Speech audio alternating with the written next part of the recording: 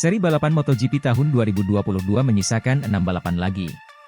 Di sisa akhir musim ini, masih ada selisih 30 poin di antara Fabio Quartararo dan Pecco Bagnaia. Ini adalah perebutan gelar yang tidak terduga di beberapa bulan yang lalu. Francesco Bagnaia menahan Fabio Quartararo dengan ketat di posisi klasemen kedua. Turun 91 poin hanya 4 balapan yang lalu, dia menutup jarak dengan lebih dari 15 poin pada akhir pekan lalu. Menjelang Aragon GP, inilah preview balapan dari kami.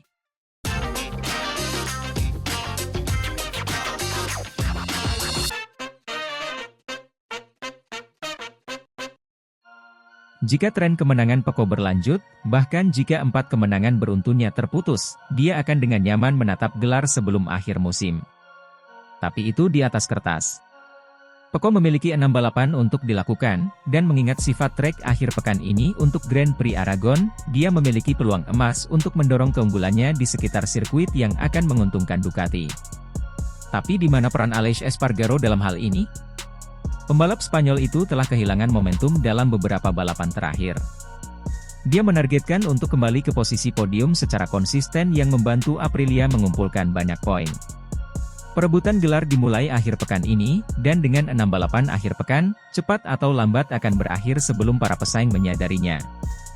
Semua pembalap dan tim pasti membuat hitungan poin dengan target yang dicatat setiap akhir pekan. Dengan kata lain, hasil balapan Pecco Bagnaia selama 4 balapan terakhir, itu bukan menjadi jaminan ia pasti meraih kemenangan nomor 5 di Aragon.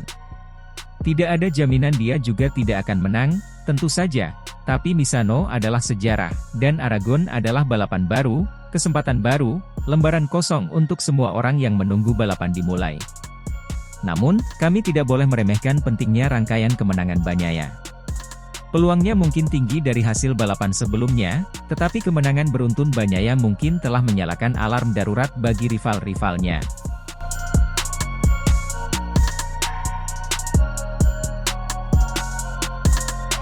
Performa motor Yamaha mungkin tidak seburuk itu dalam menghadapi balapan akhir pekan ini. Tentu, tenaganya berkurang, dan ini adalah trek di mana Fabio Quartararo merasa nyaman. Tetapi jika dia bisa mencatat waktu kualifikasi dengan baik, tidak ada alasan untuk percaya bahwa dia memiliki peluang untuk tetap berada di depan.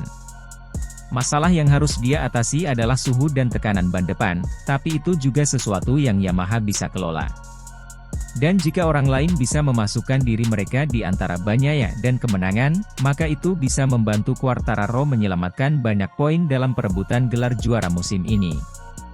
6 balapan dalam 8 akhir pekan adalah ujian yang sangat melelahkan. Bayangkan bagaimana rasanya bagi Fabio Quartararo saat dia memimpin 30 poin yang rapuh. Quartararo merasa bahwa ada yang selalu menghalangi sang juara bertahan. Baru beberapa bulan yang lalu dia terlihat praktis tak terkalahkan di puncak klasemen. Hari ini dia khawatir tidak ada cukup motor yang tersisa untuk menahan gelombang para pebalap Ducati yang berharap bisa menjatuhkannya dari posisi puncak klasemen. Hanya ada kilasan singkat dari Quartararo pembukaan musim setelah dia finish di urutan kelima di San Marino.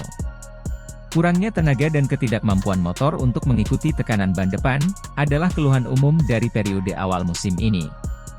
Sekarang dia tiba di trek yang secara historis lemah untuknya dan trek yang akan menghukum jika Yamaha membuat kesalahan. Yamaha belum pernah finish di podium di sini sejak masa Valentino Rossi dan Jorge Lorenzo, pada tahun 2016.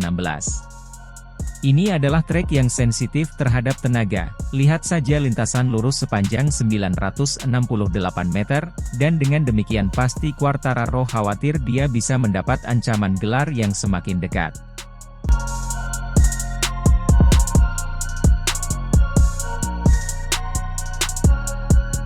Tepat pada titik inilah musim lalu Francesco Bagnaia menandai dirinya sebagai calon juara. Dalam 6 putaran terakhir tahun lalu, meskipun dengan kejuaraan yang tidak dapat dipahami, dia memenangkan 4 balapan dan finish di podium di balapan lainnya. Satu-satunya catatan buruk adalah kehilangan keunggulan di Misano, yang kebetulan memberi Quartararo gelar tahun lalu. Dalam 6 balapan itu, dia memangkas defisit ke Quartararo dari 70 poin menjadi hanya 26 poin. Artinya, dia mengumpulkan 44 poin dari sang juara. Tahun ini dengan 6 putaran tersisa, dia hanya tertinggal 30 poin dan membawa momentum akhir musim ini, memenangkan 4 balapan terakhir berturut-turut dan 6 finish terakhirnya. Dalam 2 balapan terakhir dia harus mengatasi rival dengan rekan setim motor Ducati. Di Austria ia harus menangkis Jack Miller lebih awal, di Italia ia harus menghadapi Enea Bastianini di akhir pertandingan, mengalahkannya hanya dengan selisih 0,034 detik setelah beberapa ancaman overtake. Didukung oleh 7 pebalap Ducati lainnya, dengan semua motor yang bermesin kompetitif, seharusnya menjadi salah satu kekuatan Bagnaia. Dia mungkin hanya membutuhkan mereka untuk memainkan permainan tim jika dia akan menggunakannya untuk melawan Quartararo. Tantangan gelar Aleix Espargaro telah mereda sejak jeda pertengahan musim. Dari akhir April hingga Juni dia tidak finish lebih rendah dari kelima dan mengumpulkan 4 finish tempat ketiga. Sejak kembali, dia memiliki 1/6 dan sepasang posis 6 untuk menunjukkan usahanya, meskipun hasil terendah itu datang sehari setelah cedera. Defisit gelarnya telah turun dari 21 poin menjadi 33. Tentu saja itu bukan bencana mengingat Bagnaia hanya 3 poin lebih dekat, tetapi kurangnya momentum adalah apa yang mengkhawatirkan bagi seorang pembalap. Tetapi seperti yang dikatakan Quartararo bahwa beberapa keuntungannya yang hilang adalah ujian spesifik sirkuit, demikian juga Espargaro berharap untuk tampil lebih kuat mulai sekarang karena Red Bull Ring dan Misano telah memberinya pelajaran. Dengan kata lain, dia harus mulai menang mulai akhir pekan ini. Dengan 2 pembalap di depannya di klasemen, sudah terlambat baginya untuk bermain untuk poin, dan dengan trek favorit Yamaha datang akhir tahun ini, dia harus memberikan segalanya pada perebutan gelar baginya yang sudah tidak mungkin diraih. Dia menempatkan peluang kemenangannya sendiri sebesar 1% ketika ditanya dalam konferensi pers pada hari Kamis. Marquez datang bukan untuk menang, tapi untuk mempersiapkan musim 2023. Di sini bagi saya mentalitasnya seperti ujian, untuk melihat di mana Mark berada dan setelah dia merasa baik dan bisa berjalan dengan baik. Kami tidak memikirkan apa yang bisa dilakukan Mark. Tentu saja dia bisa membalap atau dia tidak akan berada di sini. Kita lihat saja bagaimana balapan akhir pekan berjalan. Bahkan Marquez hanya dapat menimbulkan masalah nyata bagi peraih posisi depan. Aragon adalah trek yang dia sukai, dan di mana dia bisa balapan dengan baik. Dia masih jauh dari kebugaran yang penuh, tetapi dia hampir mengalahkan Pelo Bagnaia saat mengendarai dengan satu tangan secara efektif. Aragon adalah trek kiri, di mana semua pengereman keras dilakukan untuk belokan kiri. Marc Marquez paling kuat di sisi kiri, dan dengan 10 tikungan kiri hingga 7 tikungan kanan, pembalap Repsol Honda itu bisa menyembunyikan kelemahannya. Apa artinya?